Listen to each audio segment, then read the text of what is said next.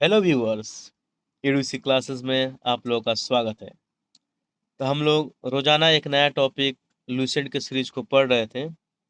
इसी सीरीज को आगे बढ़ाते हुए फिर हम लोग अगले टॉपिक पे आए हैं और आज का टॉपिक है ब्राह्मण ब्राह्मण समाज और भारत के यौन राज्य। चलिए आज हम लोग इस टॉपिक को पढ़ते हैं और इस टॉपिक को पढ़ते हुए भी इस चैप्टर को कंप्लीट करते हैं। जो लोग भी 1799 दरोगा की तैयारी कर रहे हैं वो मेरे इस सीरीज से जुड़े और चैनल को लाइक और सब्सक्राइब करना ना भूलें। चलिए दोस्तों, हम लोग चलते हैं आज के टॉपिक पे और आज के ब्राह्मण साम्राज्य को खत्म करते हैं। ब्राह्मण साम्राज्य शुंग एवं कण्व राजवंश को लेकर हम लोग पढ़ते हैं। कह रहा है कि पुष्यमित्र शुंग ने 185 ईसा पूर्व से लेकर 149 ईसा पूर्व जिसने मगध पर शुंग वंश की नींव डाली। यह ब्राह्मण जाति का था। शुंग शासकों ने अपनी राजधानी विदिशा में स्थापित की। चलिए दोस्तों, इसको हम लोग थोड़ा सा समझते हैं कि मौर्य वंश का जो अंतिम शासक था, कौन? मौर्य वंश का अंतिम शासक बृहदत्त था। उसकी हत्या कर दिया इसका सेनापति पुष्यमित्र शुंग। ये जो पुष्यमित्र शुंग था, ये सेनापति था किसका? तो बृहदत्त का। वही बृहदत्त को मारकर जो मौर्य वंश का अंतिम शासक हुआ, उसको मारकर ये 185 बीसी में क्या करता है? शुंग वंश की स्थापना करता है। कौन? पुष्यमित्र शुंग। ठीक है, तो चलिए दोस्तों, हम लोग पुष्यमित्र शुंग के बारे में पढ़ते हैं, जिसने मगध पर शुंग वंश की स्थापना की। यह एक ब्राह्मण जाति का था। किस जाति का था? ब्राह्मण जाति का था। शुंग शासकों ने अपनी राजधानी विदिशा में स्थापित की। याद रखना है दोस्तों, विदिशा इसकी राजधानी थी। किसकी? शुंग वंश की। इंडो यूनानी शासक मिनांडर को पुष्यमित्र शुंग ने पराजित किया था। जो इंडो यूनानी शासक था मिनांडर, उसको कौन सा पराजित किया था? तो पुष्यमित्र शुंग पराजित किया था। कह रहा है कि पुष्यमित्र शुंग ने 2 बार अश्वमेध यज्ञ कराया था। ये कितने बार? 2 बार अश्वमेध मेघ यज्ञ कराया था। इसके लिए पतंजलि ने अश्वमेध यज्ञ कराया था और इनके लिए भी कौन? पतंजलि भी ने क्या कराया था? अश्वमेध कराया था। चलिए दोस्तों, अश्वमेध क्या होता है इसको हम लोग समझते हैं कि एक प्राचीन वैदिक अनुसंधान था जिसका उपयोग एक राजा अपनी शाही संप्रभुता यानी साम्राज्य का शक्ति स्थापित करने के लिए यह अश्वमेध यज्ञ कराता था। इसकी प्रक्रिया को हम समझा देते हैं कि एक घोड़ा को ये लोग क्या करते थे? सोने और गहने से या मलाओं से सजा देते थे और 1 वर्ष के लिए छोड़ देते थे। और इसके पीछे उस राजा का पूरा योद्धा और उसके उस राजा का पूरा अ, जितने भी सेना रहते थे उसके पीछे पीछे चलते थे। ये घोड़ा जिस जिस राज से गुजरता था, अगर कोई राजा उसको उस घोड़े को रोक देता था तो उस राजा को युद्ध करना पड़ता था।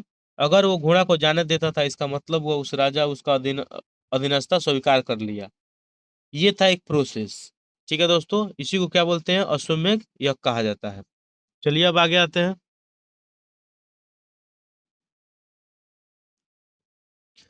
पुष्यमित्र शुंग मूल रूप से भगवान शिव के भक्त थे। किसके भक्त थे? ये जो पुष्यमित्र शुंग था वो शिव के भक्त थे।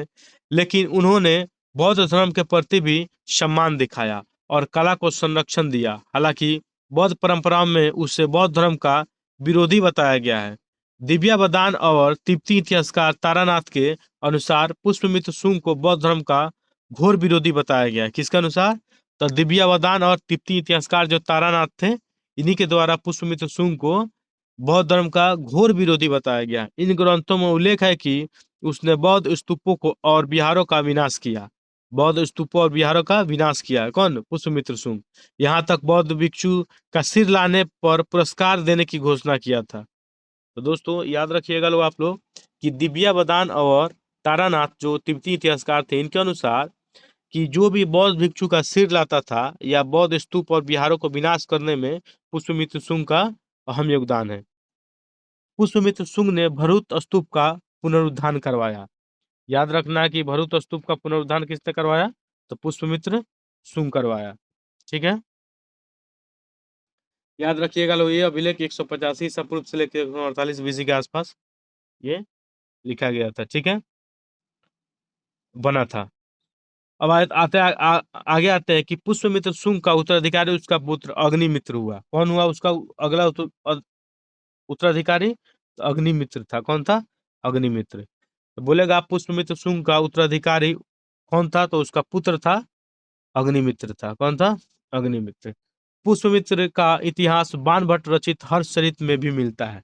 जो पुष्यमित्र का इतिहास है वो बाणभट्ट द्वारा रचित हर्षचरित, हर्षचरित किसने लिखा है? तो बाणभट्ट लिखा है, जिसमें पुष्यमित्र शुंग का इतिहास के बारे में पता चलता है। इसको याद रखिएगा दोस्तों। आगे आते हैं कि शुंग वंश का अंतिम शासक देवभूति। शुंग वंश का अंतिम शासक कौन होता है? देवभूति था। इसकी हत्या 73 बीसी में वासुदेव ने कर दी। कौन कर दिया? वासुदेव ने कर दी। और मगध गद्दी पर कन्ना वंश की स्थापना की।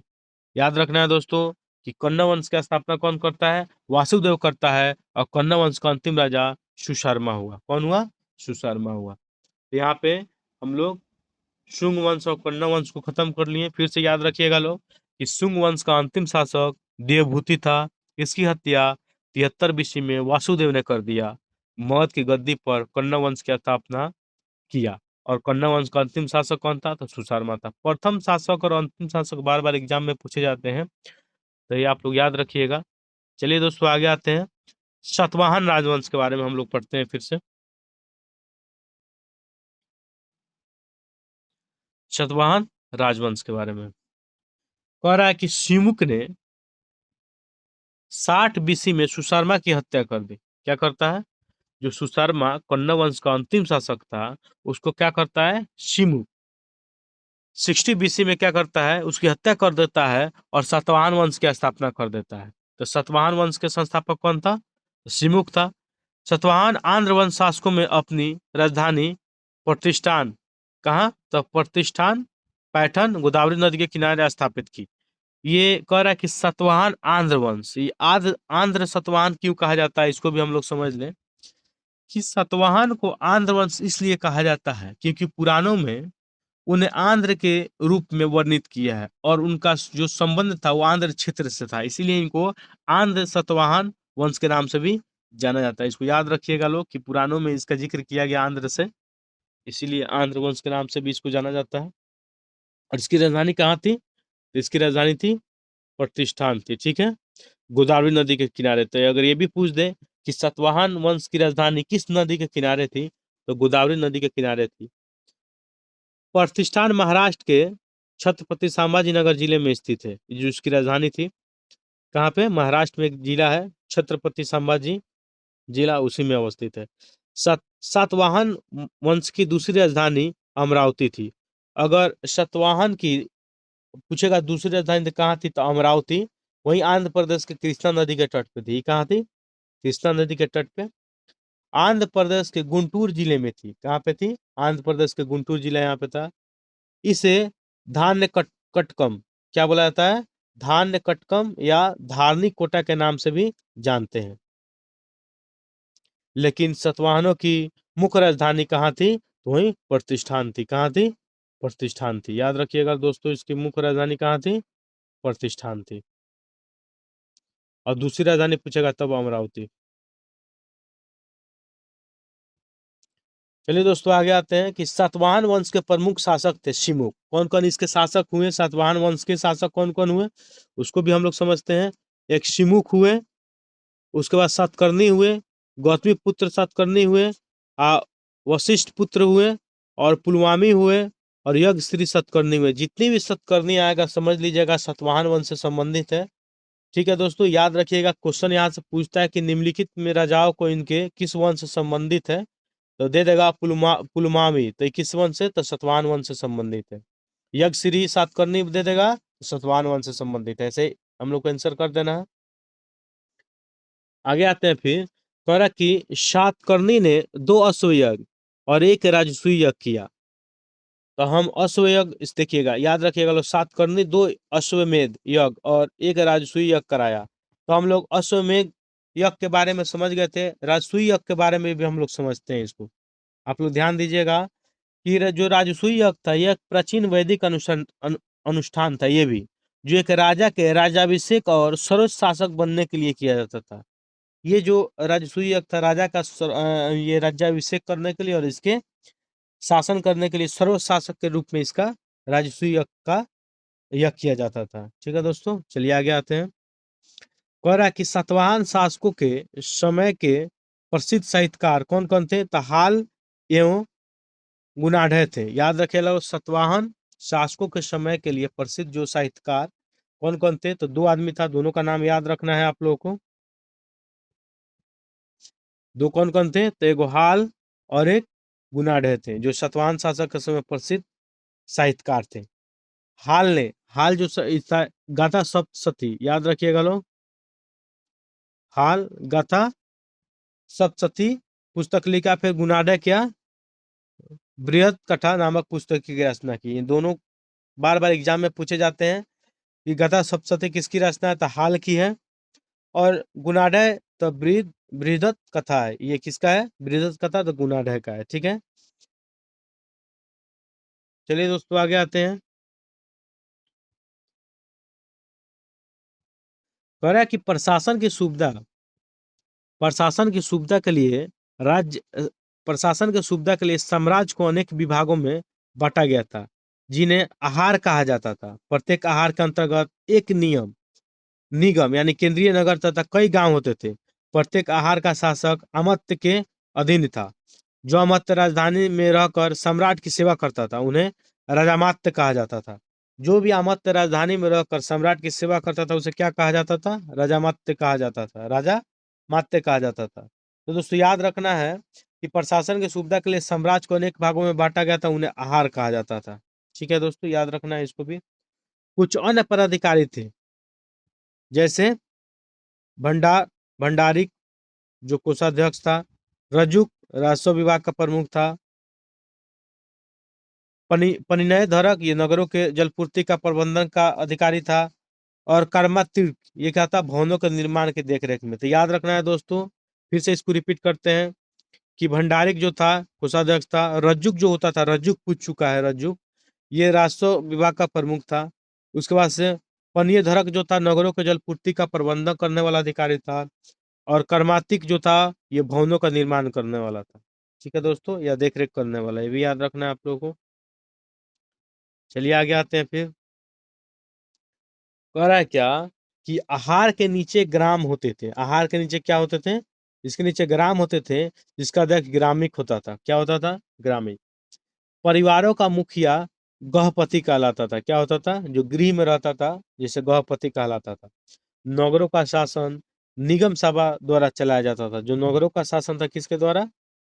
इसको याद रखना है आप लोगों को, निगम सभा द्वारा चलाया जाता था।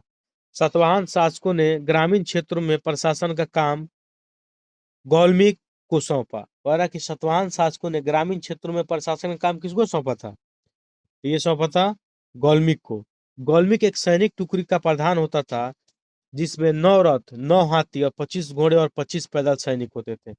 जो गौमिक होता था एक प्रकार का सैनिक टुकड़ी होता था, जिसमें सैनिक में 9 रथ होते थे, 9 हाथी वाले, 9 25 घोड़े वाले और 45 पैदल सैनिक होते थे। सतवाहन ने चांदी, तांबे, शीशा, याद रखना है दोस्तों, ये कौन कौन से मुद्रा? तो चांदी के मुद्रा, तांबे, शीशा, ठीक है। इसके अलावा प्रोटीन, कांसे की मुद्रा प्रचलन किया। क्वेश्चन पूछता है कि स्वार्दिक किस वंश ने शीशा चलवाया था? स्वार्दिक सतवाहन चलवाए थे शीशा। स्वार्दिक शीशा किसने प्रयोग किया था मुद्राओं के रूप में? तो सतवाहन के थे। स्व से शीशा और स्व से सतवाहन आप लोगों को याद रखना है। इसके अलावा चांदी के सिक्के भी, तांबे के मुद्रा भी, उसके बाद प्रोटीन के मुद्रा भी और कांसे के मुद्रा भी ये प्रचलन किया था। सतवाहन अपना सिक्का ढालने के लिए जिस शीशे का इस्तेमाल करते थे, वो कहाँ से मंगाते थे? तो ये रोम से मंगाया जाता था। प्रतिष्ठान रोमन माल की प्रमुख मंडी थी। जो प्रतिष्ठान थी, रोमन माल की प्रमुख मंडी थी, जो इसकी राजधानी हुआ करती थी। देखिए दोस्तों, जो आगे वाला लाइन है ये बहुत इंपॉर्टेंट है कि ब्राह्मणों को भूमि अनुदान देने की प्रथा अगर आरंभ किसने किया था? सतवाहन शासकों ने किया था। सर्वप्रथम जो ब्राह्मणों को अभी दान दिया जाता है, जो ब्राह्मणों की भूमि अनुदान देने की प्रथा किसने शुरू किया था? तो सतवाहन शासक थे। कौन थे? सतवाहन। सतवाहन शासक ही शुरू किए थे सर्वप्रथम भूमि दान देना। भूमि का सर्व प्राचीन पुरालिखित प्रमाण शताब्दी ईसा पूर्व के सतवाहनों के नानाघाट अभिलेख से मिलता है। तो याद रखिएगा लोग, नानाघाट अभिलेख से ब्राह्मणों को भूमि अनुदान दिया गया था, जिसमें अश्वमेध के गांव देने का उल्लेख किया गया, जिसमें अश्वमेध यज्ञ में एक गांव देने का उल्लेख किया गया है। जो ब्राह्मण थे अश्वमेध यज्ञ कराए तो उसमें एक गांव दान दे दिया गया था। तो याद रखना है लोग कि ब्राह्मणों की भूमि अनुदान देने की प्रथा तो सतवाहन शासक, ठीक है। और 21 अभिलेख में तो नाना घाट अभिलेख। कैसे याद रखना है कि सात वाहन को नाना ने गांव दान में दे दिया। याद रखिएगा लोग, सातवाहन यानी सात वाहन, सात वाहन, वहन वहन वहन, और नाना जो थे नाना, तो नाना घाट अभिलेख, ठीक है। अभिलेख जो था अपने सात वाहन को इसमें जमीन दे दिए दान में। ऐसे याद रखिएगा लॉजिकल तरीका से। सातवाहनों की राजकीय भाषा प्राकृत एवं लिपि ब्राह्मी थी। याद रखिएगा लोग, लिपि किस कैसी थी? तो ब्राह्मी थी, और भाषा प्राकृत भाषा थी। ये क्वेश्चन पूछता है बार बार कि सतवाहनों की राजकीय भाषा क्या थी? तो प्राकृत थी, और लिपि पूछेगा तब ब्राह्मी लिपि थी। सातवाहनों में हमें मातृतात्मक ढांचे का आभास मिलता है। मातृतात्मक ढांचे का आभास उनके राजाओं के नाम उनकी माताओं के नाम पर रखने की प्रथा थी, जैसे गौतमी पुत्र, वशिष्ठ पुत्र आदि। इसमें कहा जाता है कि सातवाहन राजकुल पितृतात्मक था, मगर अगर राजकुल बोलेगा तो पितृतात्मक था, मतलब कि पहले पिता उसका बेटा ही सिंहासन पर बैठता था, उत्तराधिकारी होता था। तो समाज जो राजकुल था वो पितृत्मक था। और बोलेगा कि अगर स्ट्रक्चर देखेगा तो वो मातृतात्मक था, यानी माता के नाम पे उनका नाम होता था। ऐसे याद रखिएगा लोग दोस्तों। कह रहा कि स्त्रियां जो पर्दा प्रथा से अपरिचित थी। क्या थी? पर्दा प्रथा से अपरिचित थी। शतवाहनों की महत्वपूर्ण स्थापत्य कृतियां कार्ले का चैत्य। क्या है? कार्ले का चैत्य, अजांता एलोरा की गुफाएं का निर्माण, यह अमरावती कला का विकास। तो याद रखिएगा लोग, सतवाहनों की जो महत्वपूर्ण स्थापत्य कृति है, कार्ले का चैत्य महाराष्ट्र में है, अजांता और एलोरा की गुफा ये भी महाराष्ट्र में है, और अमरावती कला या आंध्र प्रदेश में इसका विकास ये लोग किया है। सतकर्णी एवं अन्य सभी सतवाहन शासक दक्षिणापथ के स्वामी कहे जाते थे। याद रखना है दोस्तों कि बार बार क्वेश्चन पूछता है कि दक्षिणापथ के स्वामी किसे कहा जाता था? तो सातकर्णी के और अन्य सभी सतवाहन शासक को दक्षिण यानी सतवाहन वंश को दक्षिणापथ के स्वामी कहा जाता था। याद रखना है कि क्वेश्चन अगर पूछ दिया कि दक्षिणापथ के स्वामी किसे कहा जाता था, सतवाहन वंश के कहा जाता था। आंध्र प्रदेश के गुंटूर जिला में स्थित धरनीकोट नामक स्थान सतवाहन युग में धान्य कटक के नाम से भी विख्यात है। इस नगर को प्रसिद्धि का कारण इनका महत्वपूर्ण व्यापारिक मंडी होना था। याद रखना है दोस्तों कि आंध्र प्रदेश में जो गुंटूर जिला है, जिसमें धरनीकोट नामक स्थान से सतवाहन युग में धान्य कटक के नाम से विख्यात था। ठीक है दोस्तों, आगे आते हैं। कह रहा है कि यह सतवाहन साम्राज्य के पूर्वी की सबसे बड़ी मंडी थी। पूर्वी भाग का सबसे बड़ा मंडी था। यहाँ से उत्तर तथा दक्षिण को अपने उत्तर और दक्षिण को अनेक व्यापारी मार्ग गुजरते थे। सांदीपनियों के अधीन एक प्रमुख बौद्ध केंद्र के रूप में समृद्ध हुआ, लेकिन क्योंकि वहां के समृद्ध व्यापारियों ने स्तूपों एवं अन्य बौद्ध स्मारकों का निर्माण करवाया। नोट में है कि सातवाहन राज्य के उत्तर और दक्षिण भारत के बीच में सेतु का काम किया। ये बहुत इंपॉर्टेंट है, बार बार क्वेश्चन पूछता है कि कौन ऐसा वंश था जो उत्तर और दक्षिण भारत में सेतु का काम किया? तो कौन थे? सातवाहन थे। सातवाहन वंश उत्तर और दक्षिण भारत के बीच में सेतु का काम किया है, मतलब जोड़ने का काम किया है। ठीक है दोस्तों, चलिए आगे आते हैं। अब आते हैं चेदी राजवंश। चेदी राजवंश को भी हम लोग पढ़ते हैं कि ये कलिंग एरिया जो उड़ीसा का कलिंग क्षेत्र है, वहां पे ये चेदी राजवंश का इसका विस्तार हुआ।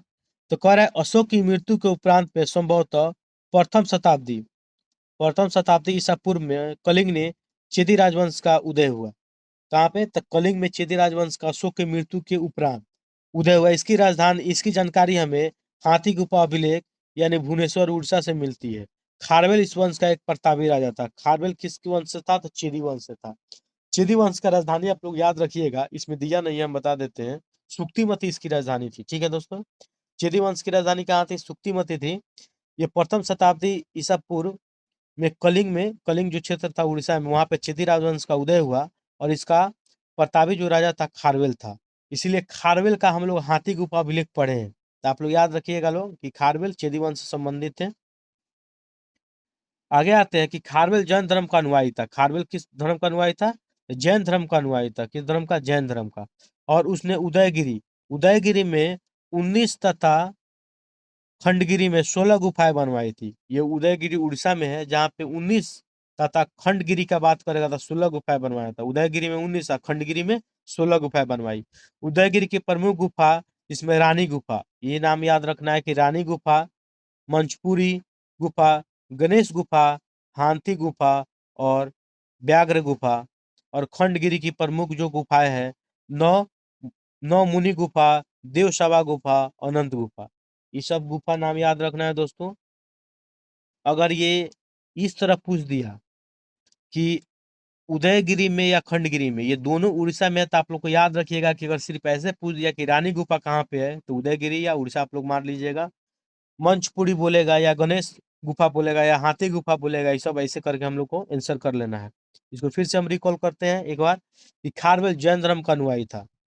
उदयगिरी में 19 और खंडगिरी में 16 गुफाएं बनवाया, जिसमें से रानी गुफा, मंचपुरी गुफा, गणेश गुफा, हाथी गुफा और व्याघ्र गुफा, ये सब गुफाएं उदयगिरी का था। और खंडगिरी में जो गुफा था, जिसमें नौ मुनि गुफा, देवसभा गुफा, अनंत गुफा, ये सब प्रचलित थी। ठीक है दोस्तों, एक बार इस वीडियो को दोबारा देख लीजिएगा लोग, तो आप लोग दोबारा देखने पर याद हो जाएगा आप लोगों को कि उदयगिरी रानी गुफा सबसे बड़ी है, यह तुतली है। याद रखिएगा लोग कि जो उदयगिरी में जो रानी गुफा है, यह सबसे बड़ी गुफा है, यह दुतली है। ठीक है, ठीक है दोस्तों, यहाँ पे आंध्र सतवाहन वंश भी खत्म हो गया, और उसके साथ साथ हम लोग चेदी वंश भी पढ़ लिए।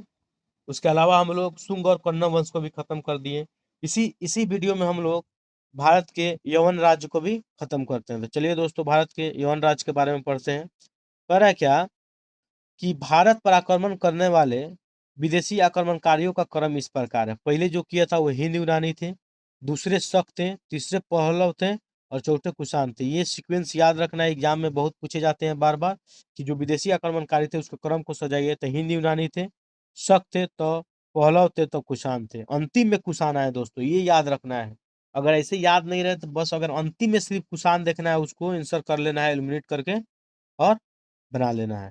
ठीक है दोस्तों, तो अंतिम में कौन आए थे? तो अंतिम में कुषाण आए थे, ये याद रखना है।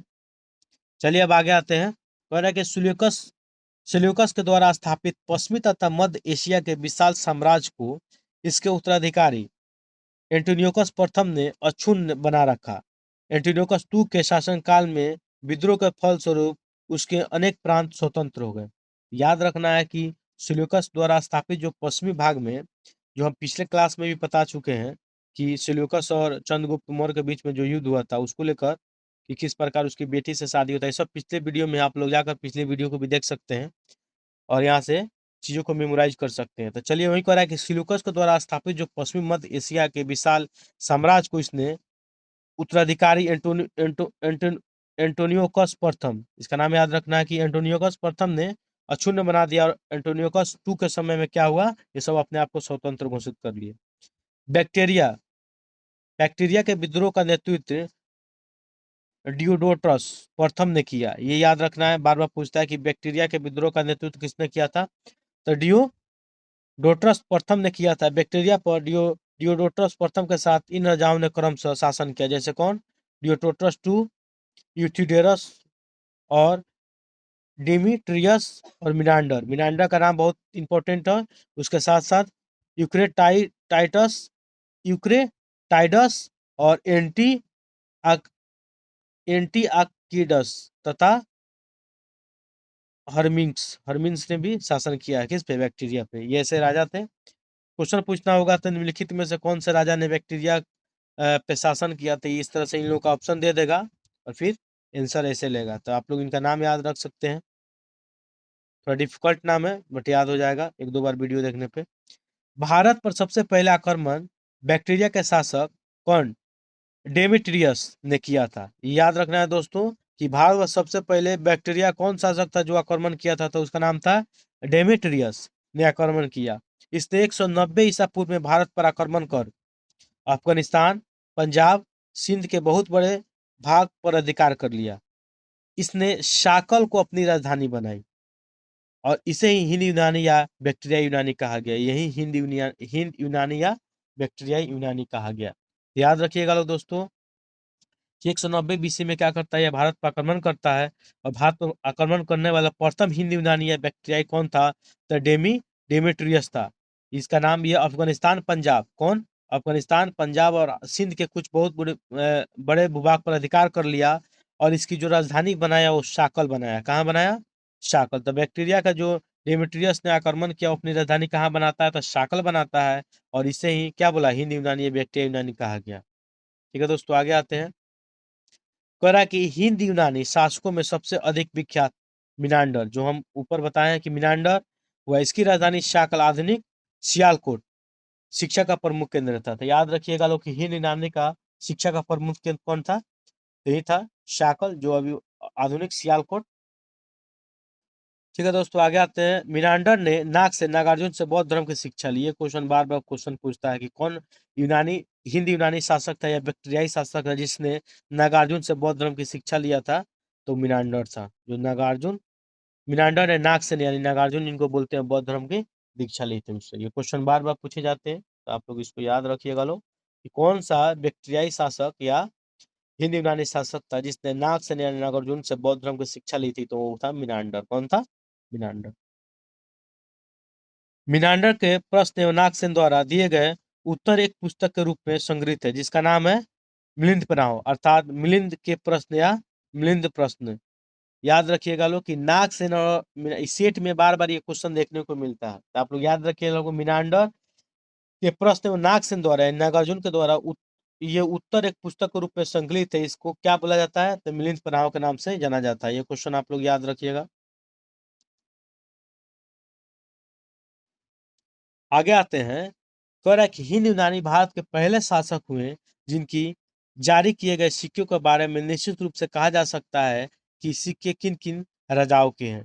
ये एक ऐसे हिंद यूनानी भारत के पहले शासक हुए जिनके सिक्कों के रूप में, एक सिक्कों से यह निश्चित किया जा सकता है कि सिक्के पर किन किन राजाओं के हैं। इससे सिक्कों से पता चलता है। भारत में सबसे पहले हिंद यूनानियों ने सोने के सिक्के जारी किए। भारत में अगर सबसे पहले हिंद यूनानियों ने सोने के सिक्के जारी किए। हिंद यूनानी शासकों में भारत के पश्चिमोत्तर सीमा प्रांत में यूनान की प्राचीन कला चलाई, जिसमें हेलेनिस्टिक आर्ट कहते हैं। क्या बोलते हैं इसको, हेलेनिस्टिक आर्ट कहा जाता है। भारत में गांधार कला इसका उत्तम उदाहरण है, और इसी से अडॉप्ट किया गया भारत का गांधार कला। ठीक है दोस्तों, तो याद रखना है। कह रहा है कि हिंद यूनानी शासकों में भारत के पश्चिमोत्तर सीमा प्रांत यूनान की प्राचीन कलाई चलाई, जिसको क्या, कौन सा कला कहा गया, तो वो कहा गया हेलेनिस्टिक आर्ट कहा गया। और भारत के गांधार कला का उत्तम उदाहरण ये हेलेनिस्टिक आर्ट से ही लिया गया है। नोट में एक है क्या कि यूनानियों के पर्दे का प्रचलन आरंभ कर भारतीय नाट्य कला की विकास में योगदान दिया। कह रहा कि प्रथम ऐसे यूनानी थे जिन्होंने पर्दे का विकास किया, और ये भारतीय नाट्य कला में इसका योगदान दिया। चूंकि पर्दा यूनानियों की देन था, इसलिए इसको यवनिका के नाम से जाना जाता है। ये याद रखिएगा लोग, क्वेश्चन पूछ चुका है बीपीएससी कि किसने पर्दे का आविष्कार किया, था यूनानी की, और उसको यूनानियों में उसको क्या बोला जाता है, तो यवनिका कहा जाता है। ये बीपीएससी 60 सॉरी 70 का क्वेश्चन है ये। तो आप लोग ऐसे भी यहाँ से क्वेश्चन आता है, आप लोग ये देख सकते हैं। ठीक है दोस्तों, जो आगे का चैप्टर है वो शक हम लोग पढ़ेंगे अगले क्लास में। फिर हम लोग शक को कंप्लीट करेंगे। इसके साथ साथ हम लोग कुषाण भी कंप्लीट करेंगे। तो दोस्तों, अपने तैयारी को आप लोग कंटिन्यू रखिए और पढ़ते रहिए। तो हम लोग आज जितने भी कंप्लीट किए हैं, जो भी नाम याद नहीं होगा, एक दो बार इस वीडियो को देखिएगा लोग, तो फिर कंप्लीट हो जाएगा। चलिए दोस्तों, हम लोग फिर से मिलते हैं अगले वीडियो में।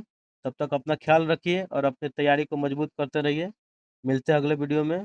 जय हिंद।